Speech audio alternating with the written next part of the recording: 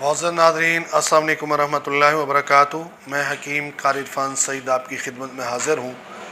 آج آپ کو ایک وظیفہ بتائیں گے۔ رمضان المبارک انشاءاللہ امید ہے کل روزہ ہوگا۔ اس رمضان کی برکت سے وہ دوست جو اولاد سے محروم ہیں وہ اس وظیفہ کو شروع کریں۔ انشاءاللہ اس کی برکت سے اللہ تعالیٰ آپ کو اولاد نرینہ بھی عطا فرمائے گا، اور جن کی نہ بچی ہیں نہ بچے ہیں وہ ضرور اس کو پڑھیں۔ یہ بہترین اور کامیاب تجربہ کیا میں نے کچھ دوستوں کو بتا کر۔ انہوں نے اس دعا کا ورد جب پڑھا بار بار تو اللہ تعالیٰ کی رحمت سے جہاں سے بھی انہوں نے علاج کیا تو وہ علاج مکمل ہوا۔ سب سے پہلے آپ نے درود ابراہیمی نماز والا پڑھنا ہے 3 دفعہ۔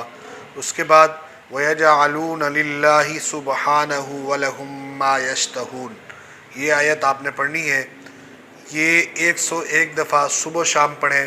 وَيَجْعَلُونَ لِلَّهِ الْبَنَاتِ سُبْحَانَهُ وَلَهُم مَّا يَشْتَهُونَ، یہ 101 دفعہ آپ پڑھیں گے، اور اس کے بعد دعا کریں اللہ سے کہ یا اللہ ہمیں اولاد سے نواز۔ وہ اللہ تعالیٰ امید ہے ضرور آپ کی دعا کو فوراً سنیں گے اور قبول بھی کریں گے۔ اگر آپ کہیں سے علاج کرائیں گے تو انشاءاللہ اس سے بھی آپ کو نفع ہوگا۔ اولاد کے لیے بہترین وظیفہ ہے۔